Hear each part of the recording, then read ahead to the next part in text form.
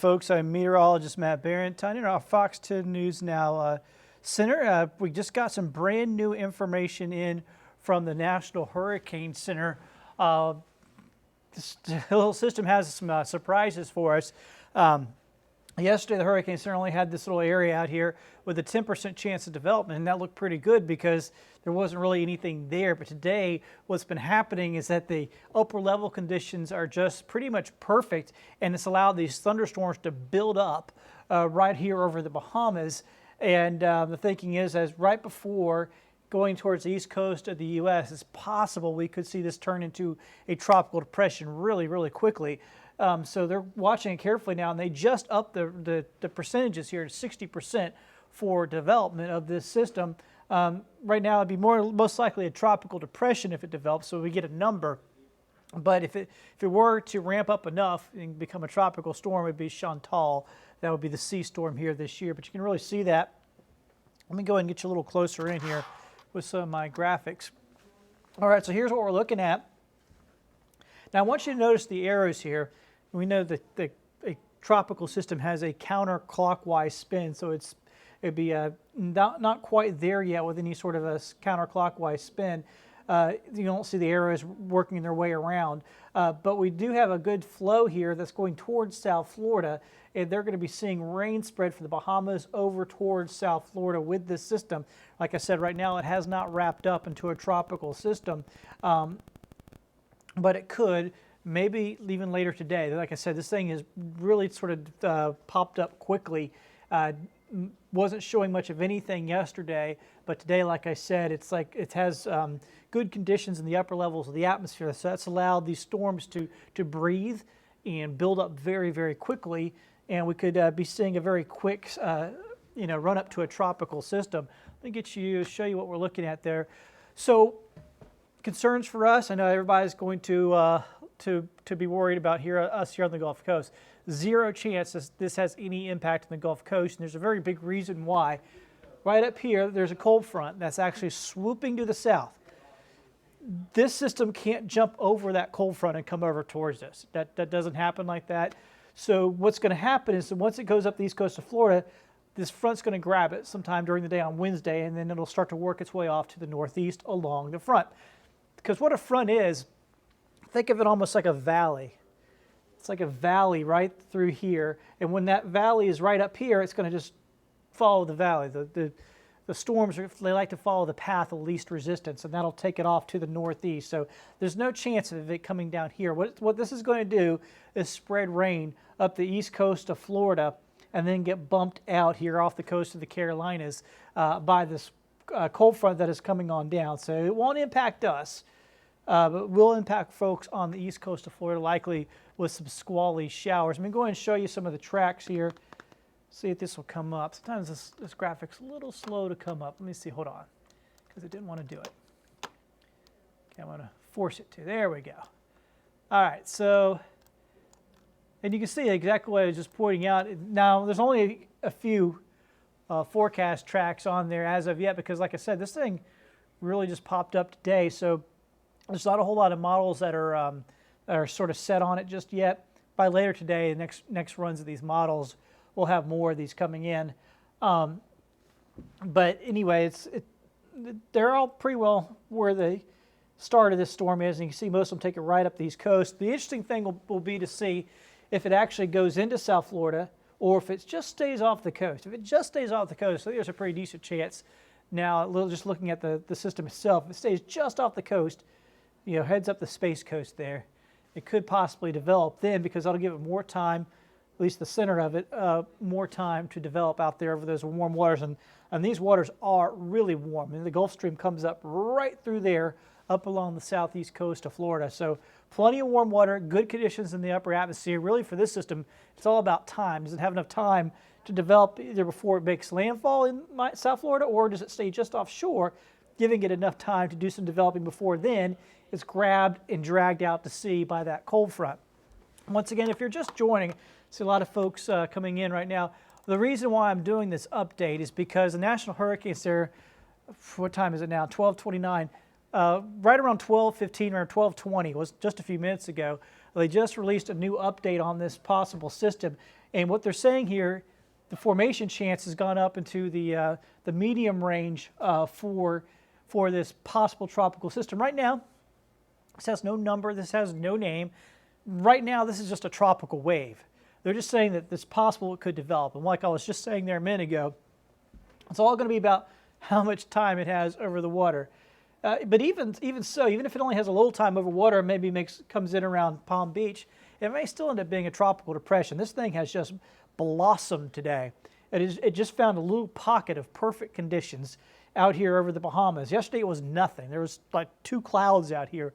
Then now today it's found what we call good exhaust. There's just really the storms they build, the thunderstorms they build, and they can exhaust into the upper atmosphere when the conditions are just right, and that allows them to build very quickly. So like I said, this one just flared right on up today, and we went from 10% yesterday of development, 30% this morning, and then just a few minutes ago, they've upped that to 60%. So basically we're seeing a tropical system in development.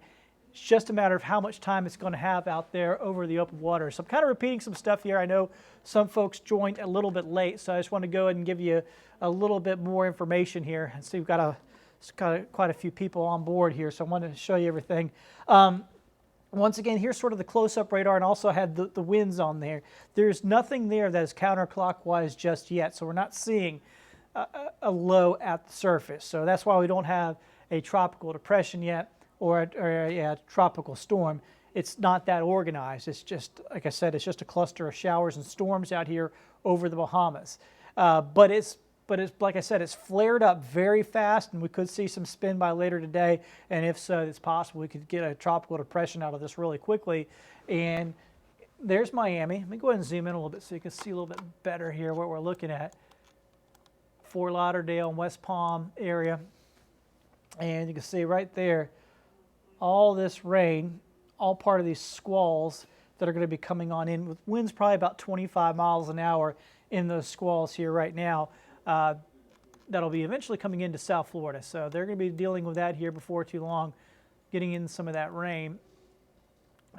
And I just mentioned to you the cold front that we'll be talking about. This cold front that is right on up here. In fact, I'll go ahead and I'll just give you a quick sketch about where it's at right now.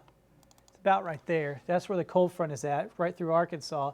This is why this system will not impact us, because this is moving to the south, and it's going to be down over the Gulf Coast by late tomorrow. A tropical system can't just hop over a cold front. It can't do that. So it's going to be grabbed by this front and taken back out to sea off to the northeast, off the coast to probably around Jacksonville. So it's going to come up the east coast of Florida, get bounced back out to sea. It will not impact us. If it does become a tropical depression, it would get a number later on today. If it manages to survive, it would become a tropical storm, which would be Chantal is the next name of the next storm. And that's once again another look at that front. You can see the moisture here. This is a water vapor loop. You can see how this loop goes back only 6 hours, and 6 hours ago there really wasn't much to it. Let me go back here. Just this tiny little blob 6 hours ago. And then watch what happens here just as we go through this day. Watch how that blossoms. Deep tropical moisture starts to come out. In fact, I'll zoom down. We can take a little closer look. So that's the way it looks right now. A lot of deep tropical moisture. It was half that size 6 hours ago. And the water vapor loop tells us a lot about what's happening down at the surface. There's a lot of warm water here, actually very warm water. And that once it moved there, it just started to blossom. There's also great conditions in the upper levels of the atmosphere. That has helped it out as well. So it's starting to pick up the fuel. This is a system picking up the fuel here, getting itself fueled up. And once again, where we think it's going to go, this graphic is not treating me right. There we go. Here's the model runs. You know, you see there's only a few right now because they haven't all been focused on it yet. They have to sit there, they have to focus the models on the system. Only a few have done that so far. We'll get more in later today. But you can see how they ride it right along the east coast of Florida. There's going to be a big difference here whether or not it actually makes landfall or whether it stays just offshore. Of course, kind of the way that Florida kind of sticks out a little bit at an angle, that might be able to help the system stay out over those warm waters longer. And if so, if it just sort of brushes by, it might have a chance of developing. But one way or the other, when it gets right about, let me get this up here. Oops, wrong one. When it gets right up here around Jacksonville, that's when the cold front's going to grab it and then take it out to sea. Right up here around Jacksonville, it'll be grabbed by that front, taken out to sea. So that's why it's not going to be coming over to the Gulf. It's not going to be able to jump over the front. And it's going to be a rainmaker for the East Coast. I know I've been kind of long-winded on this. People have been kind of coming in and out. I wanted to make sure everybody got that info. It is the latest info here from the National Hurricane Center. Of course, we'll be tracking this for you as we go through the 4 o'clock and the 5 o'clock show today. Myself and Chief Meteorologist Jason Smith will be in as well. We'll be keeping a very close eye on this here for you. Like I said, for now, I mean, it's not going to be any impact for us no matter what it does, if it becomes tropical depression or not, or even if it becomes Chantal or not, it's not going to have any impact on our area. But if you have plans to head over to Daytona or the Space Coast or down to South Florida, it's going to be bringing some rain the next couple of days. So we'll be keeping an eye on that, tracking it for you.